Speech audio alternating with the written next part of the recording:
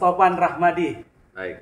Assalamualaikum warahmatullahi wabarakatuh. Waalaikumsalam warahmatullahi wabarakatuh. Zen. Selamat sore Zen. Emang beda ya aura berbicara sama pendekar pariwisata ya. Masya Allah. Energinya selalu meledak-ledak. Masya Allah. Iya dong. Kalau bicara pariwisata nggak boleh begini-gini. Agak Bicara gini. Gimana Pak? Nggih, sila, dawak, giring. Nah, itu dong pariwisata ya. Itu jangan gini-gini nggak? Bagaimana? Kan ada yang datang nih tamunya. Oke. Kesibukan sekarang apa, Mas Topan? Kalau kesibukan, pastilah pariwisata.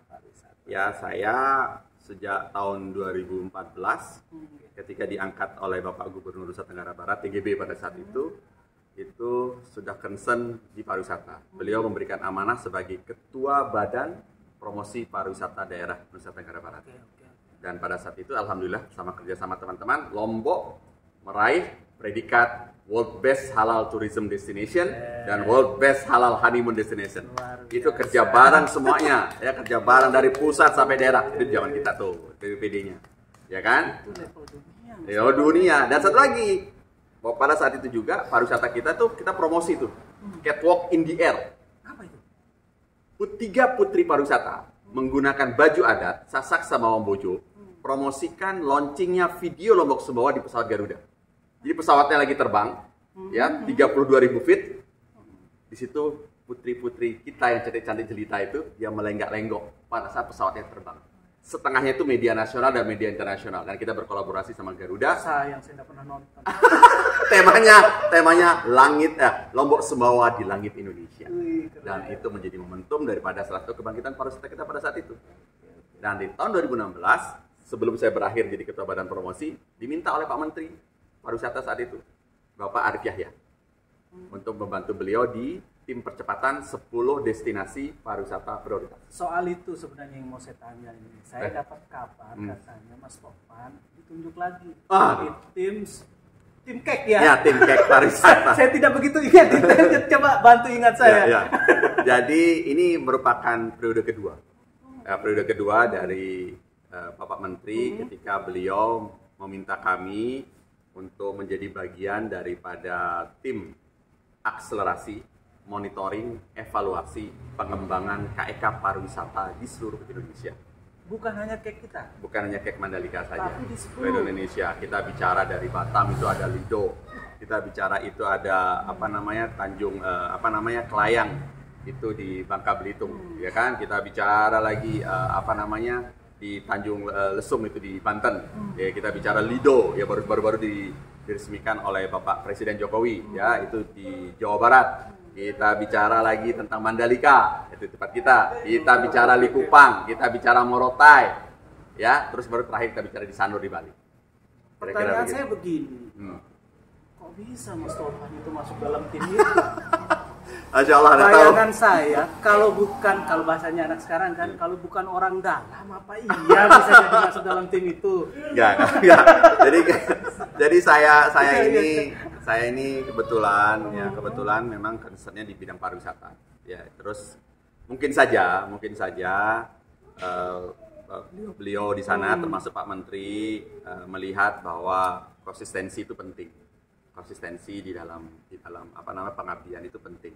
Terus expertise mungkin itu menjadi salah satu pertimbangan beliau ketika menunjuk saya. Gitu. Nanti selebihnya biar Pak Menteri aja yang jelasin. Kesannya ntar kita ujub nanti, nggak boleh kan? Ujub nanti. Semoga podcast yang sederhana ini juga bisa suatu saat dengan Pak Menteri. Ini podcast low budget memang. Tapi high impact. High impact. Tapi kan nilainya, iya. Substansi informasi. Betul Mas. Oke. Kembali soal tim tadi itu. Itu kan tim yang mengurusi sekitar 9 kawasan ekonomi khusus yang ada di Indonesia. Iya, betul. Kita bicara soal Mandalika. Oke, Mandalika. Case-nya di sini kan Mandalika, ya. Dan masyarakat publik tahu butuh informasi soal Mandalika. Ya. Tim ini, sorry Mas, saya agak skeptis pertanyaannya. Ya. Tim ini bisa apa sih kalau misalnya sekarang ada? Apa tidak cukup dengan instrumen sebelumnya yang ada, artinya lembaga-lembaga yang sudah ada? Di mana peran tim ini? Ya. Jangan-jangan hanya untuk mengakomodir kawan-kawan Pak Menteri. Enggak. Siap. Jadi ini benar-benar ya, Oke. benar-benar. Jadi pertama kita melihat saya ketika di tahun 2022, ketika pertama kali kami diberikan amanah menjadi salah satu anggota tim ini, kami pun melakukan komunikasi dengan para stakeholder pariwisata. Kita berkomunikasi dengan ITDC, kita berkomunikasi dengan kementerian, kelembagaan yang mendukung, tentunya juga Kementerian Pariwisata, pemerintah Provinsi Nusa Tenggara Barat, pemerintah Kabupaten Lombok Tengah, dan stakeholder-stakeholder yang ada di sana. Para pengusaha, industri, tokoh-tokoh masyarakat, tokoh-tokoh agama, tokoh-tokoh budaya, kita ajak bicara, tokoh-tokoh Buddha juga termasuk. Nah, kita serap itu informasi di sana. Kita catat, lalu kita sampaikan di regular meeting kita bersama Pak Menteri. Nah, dari situ Pak Menteri memberikan petunjuk dan arahan apa yang perlu langsung dilakukan penetrasi, ya. Kita lakukan mencari simpul-simpul daripada permasalahan itu, kemudian kita cari solusinya sama-sama. Kekuatan daripada tim ini adalah kemampuan untuk melobi, kemampuan untuk memediasi, ya, kemampuan juga untuk menyuarakan, karena aksesnya langsung kepada Bapak Menteri Pariwisata, begitu langsung ya, direct to the minister, ya, to the Minister of Tourism and Economic Creative, Pak Sandiaga Salahuddin Uno. Nah, hal-hal itu kemudian kita kawal terus. Kita persuasi kepada mereka, kita degungkan terus sehingga nanti itu dipastikan bisa berdampak buat hal-hal yang menjadi kebutuhan tantangan di KEK pariwisata, kira-kira gitu. Nah, khusus untuk di Mandalika, salah satu yang menjadi spirit kita di tahun 2023 ini adalah satu, kita semakin ingin memperkuat kolaborasi dan sinergi itu, ya, kepada kawan-kawan, ya, persoalan-persoalan yang terjadi di lapangan, yuk kita cari sama-sama jalan keluarnya. Ya, yuk kita sama-sama kita apa yang perlu kita suarakan, kita mediasi, yuk kita sama-sama duduk bareng gitu. Ngopi bareng gitu. Oke. Soal persoalan gitu.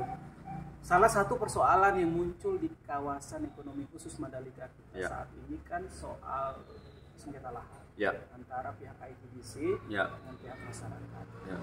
Tim ini di mana perannya? Apa mungkin tidak berkontribusi dalam menyelesaikan persoalan? Di tahun 2022, di penghujung akhir juga di awal tahun 2023, kami bersama-sama dengan pemerintah Provinsi Nusa Tenggara Barat. Dalam ini Bapak Gubernur Nusa Tenggara Barat, beliau sangat concern untuk segera menyelesaikan masalah ini. Kemudian beliau juga membentuk tim khusus untuk membahas itu, di mana kami juga termasuk di dalamnya.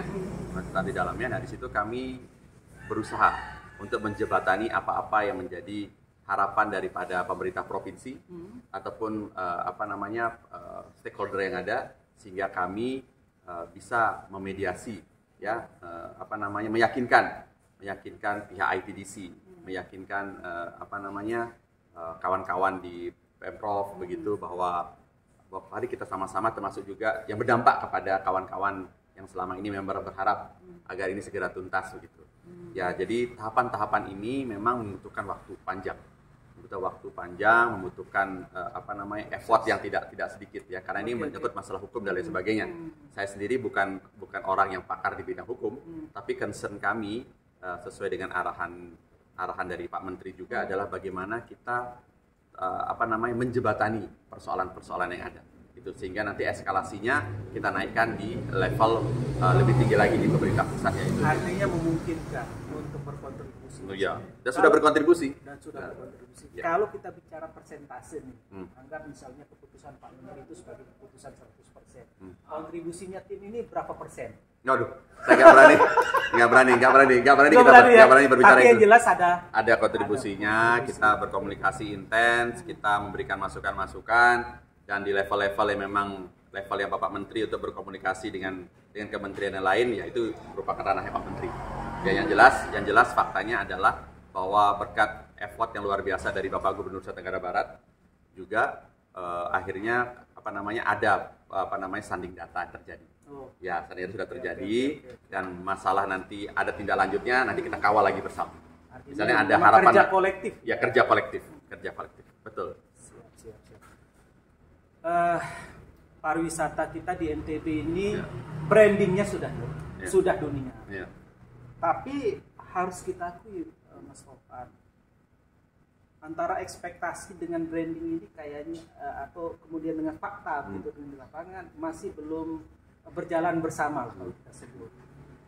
Kunjungan wisatawan luar negeri misalnya masih ya tidak besar-besar amat kalau dibandingkan dengan Pulau Bali yang memang dari dulu sudah terkenal. Apa yang kurang di kita ini, Mas Rohan? Ya, jadi begini, melihat pariwisata itu harus dari berbagai macam aspek ya. Saya ingin mengatakan bahwa pasca pandemi ini apa yang dilakukan oleh kawan-kawan di Dinas Pariwisata Nusa Tenggara Barat dan yang didukung juga oleh para stakeholder yang ada itu betul-betul menunjukkan menurut saya effort yang patut untuk diapresiasi. Semua komponen pariwisata, ekosistem pariwisata di Nusa Tenggara Barat ini sangat concern untuk membangkitkan pariwisata. Nah, tinggal sekarang berbicara strategi-strategi unggulannya. Apa strategi unggulannya itu? Satu, pastikan bahwa atraksi itu bisa menjadi salah satu titik poin magnet bagi wisatawan untuk datang. Apakah itu atraksi budaya, atraksi alam, ataupun atraksi buatan. Perkaya itu. Dan pastikan ketika itu merupakan sebuah atraksi yang sustain. Nah, sustain itu artinya berlanjut.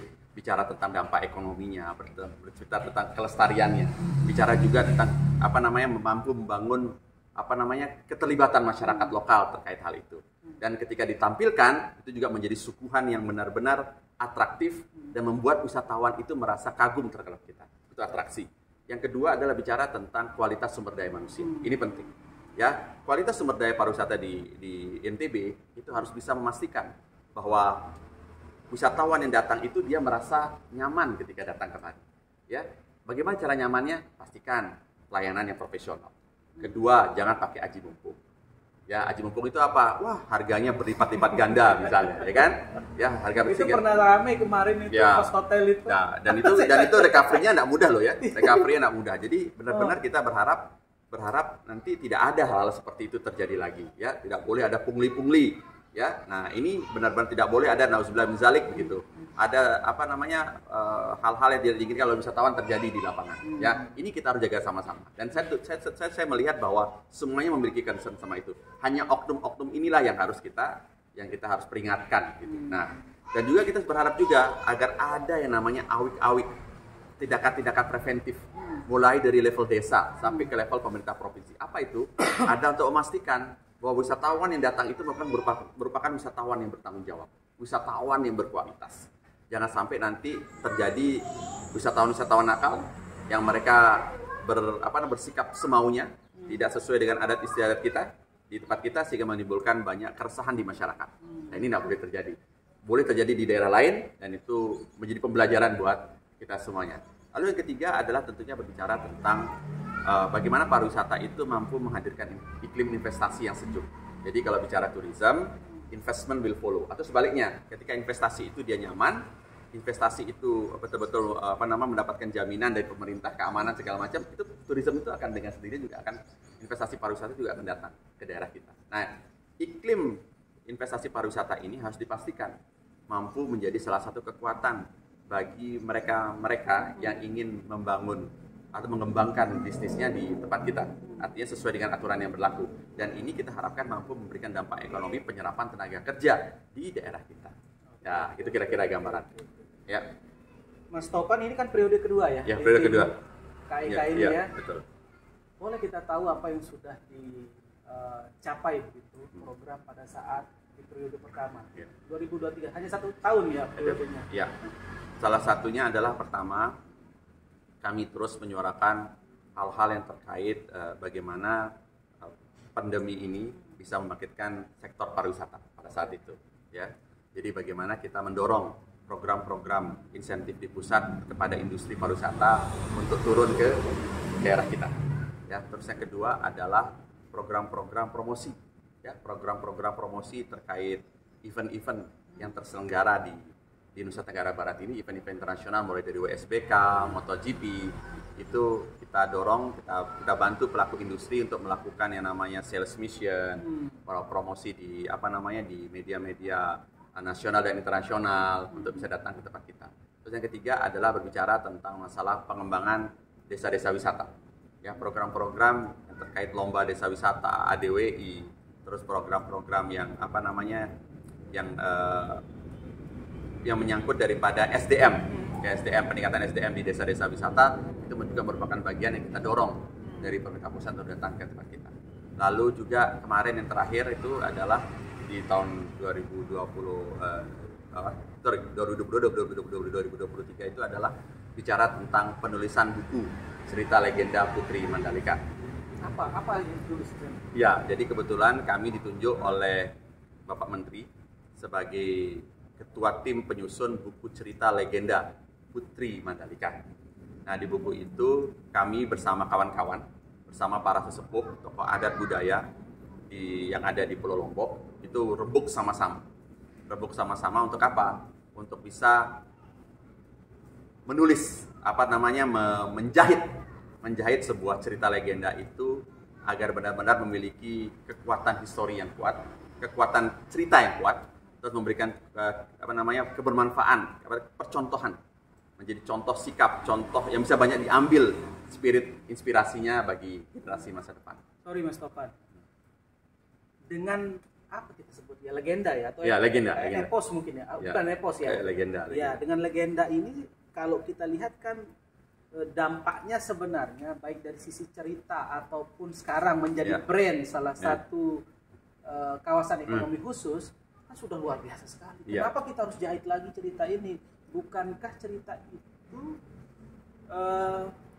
sudah tumbuh begitu atau kemudian sudah melekat dalam benak publik? Kalau kemudian kita menghadirkan dalam cerita itu nuansa yang baru, apa tidak akan menimbulkan gesekan yang tidak produktif begitu loh saya? Jadi pertama saya tegaskan bahwa cerita ini basisnya adalah merupakan cerita yang disampaikan oleh tokoh-tokoh masyarakat, tokoh-tokoh masyarakat, tokoh-tokoh budaya yang memang mereka memiliki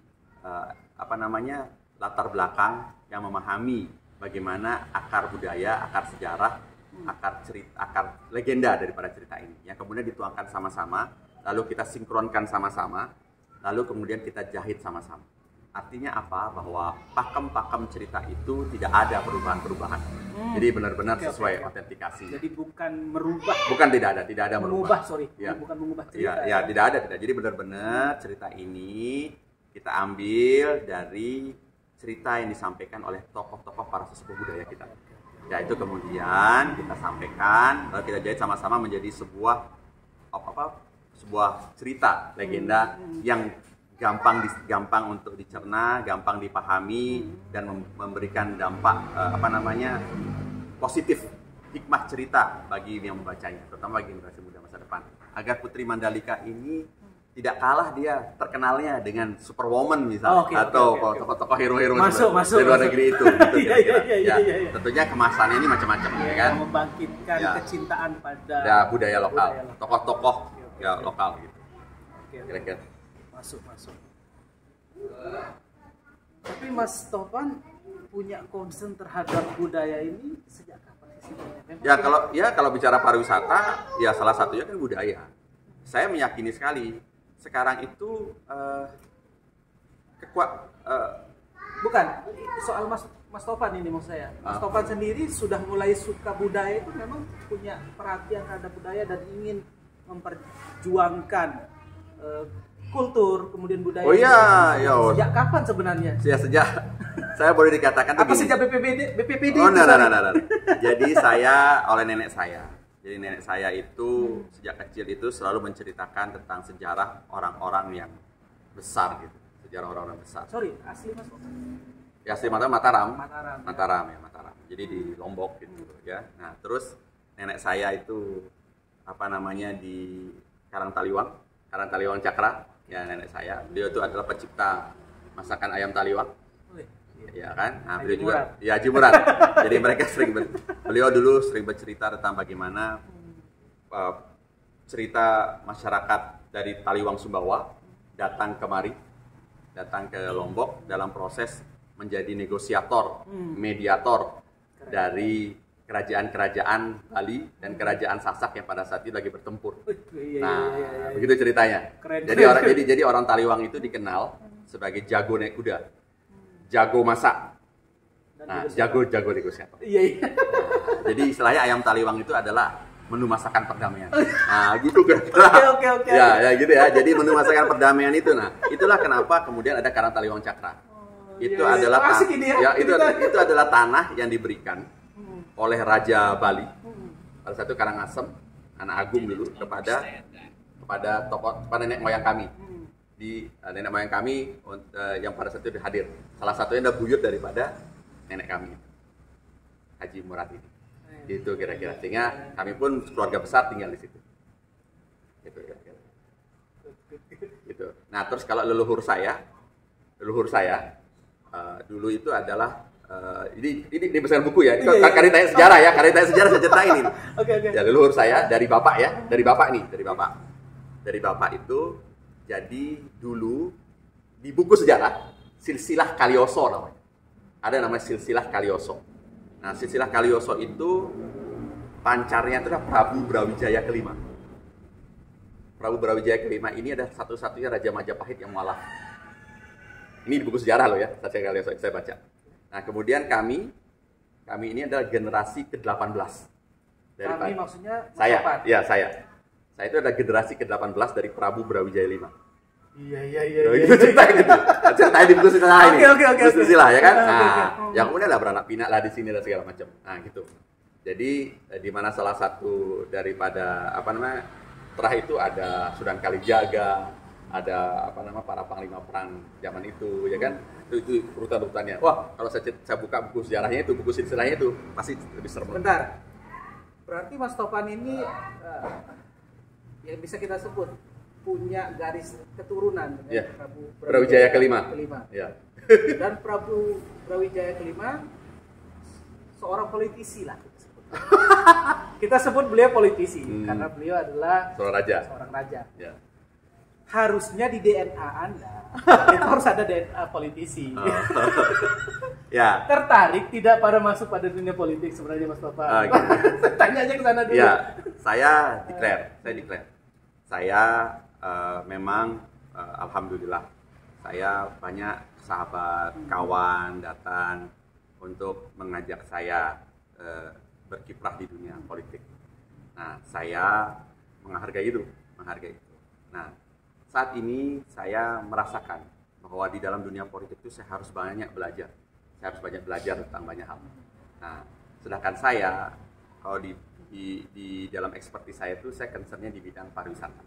Nah, saya dengan kekuatan hati saya, dengan istiharoh juga dengan hati saya nurani saya itu memilih untuk fokus di bidang pariwisata. Saat ini. Dan kenapa? Saat ini. Insya Allah saat ini saya berbicara tentang pariwisata. Kalau kita nak berani mendahului takdir ya. Betul. Saya setuju ya. Saya setuju. Saya nak berani mendahului takdir kalau Topan harus jadi nggak boleh. Biarkan Allah yang mengatur. Tapi yang jelas kalau saya ditanya fokus saya apa? Fokus saya adalah pariwisata. Gitu. Ya, saya nak berani mendahului takdir daripada Allah ya. Gitu kira-kira. Terakhir. Karena tadi Mas Topan sudah declare bahwa untuk saat ini Mas Topan sedang concern untuk soal pariwisata. Ya. Apa cita-cita atau harapan atau mimpi lah kita sebut Mas Topan tentang pariwisata kita di NTB khususnya. Berhubung Mas Topan adalah orang dekatnya Pak Sandiaga Uno, saya yakin juga ada bisikan-bisikan dong soal NTB seperti apa ke depan yang masih linear dengan keinginan Mas Topan. Ya. Apa? Soal apa misalnya NTB? Ya, NTB ya. NTB. Kita bicara NTB. Baik, saya dari dulu punya niatan. Pariwisata ini adalah dunia silaturahmi. Dunia di mana kita dekat mencari sahabat. Ya, dunia di mana kita dekat tanpa batas kepada siapapun yang memang berada di dalam perjuangan untuk menjaga alam semesta ini. Pariwisata itu adalah cara dari bagaimana kita untuk bersyukur terkait anugerah ciptaan Allah. Iya. Ini saya suka kalimatnya ini. Ya, anugerah ciptaan Allah. Inilah yang menurut saya menjadi spirit perjuangan kita di dunia pariwisata. Saya tidak ingin pariwisata itu selalu diidentikan dengan seks, drugs, dan alkohol. Ya, kita tidak ingin nanti di masa depan orang-orang akan beranggapan, wah orang pariwisata itu pasti dekatnya sama hal seperti itu. Nah, mari sama-sama kita jaga untuk tidak terjadi seperti itu. salah satu niatan saya di bulan puasa Ramadan ini yang selalu kami doakan adalah pariwisata itu dia mampu mendekatkan kita kepada saudara-saudara kita, siapapun dia. Mampu juga dia membangkitkan ekonomi yang ada di sekelilingnya. Ketiga, dia mampu mensejahterakan, dia mampu menjadi jalan keluar. Dan terakhir ada pariwisata itu membuat kita semakin dekat dengan pencipta kita. Itu yang menjadi cita-cita kita. That's the point. Itu kira-kira, Mas. Oke, Mas Topan. Asik sekali berbincang dengan Mas Topan. 30 menit rasanya singkat sekali. Banyak hal yang saya dapat soal pariwisata. Saya punya perspektif baru tentang pariwisata. Jauh lebih segar. Masya Allah. Tapi saya berharap ini sebenarnya bukan perbincangan terakhir, Mas Topan. Insya Allah. Hal yang lebih serius saya akan undang Mas Topan besok ke ruang podcast. Oh iya dong, podcast yang Lombok Bos. Siap. Bersama Mr. Zen. Siap. Terima kasih Mas Topan atas waktunya. The Zen of Tourism. The Zen of apa? Pokoknya energi hebat daripada podcast ya.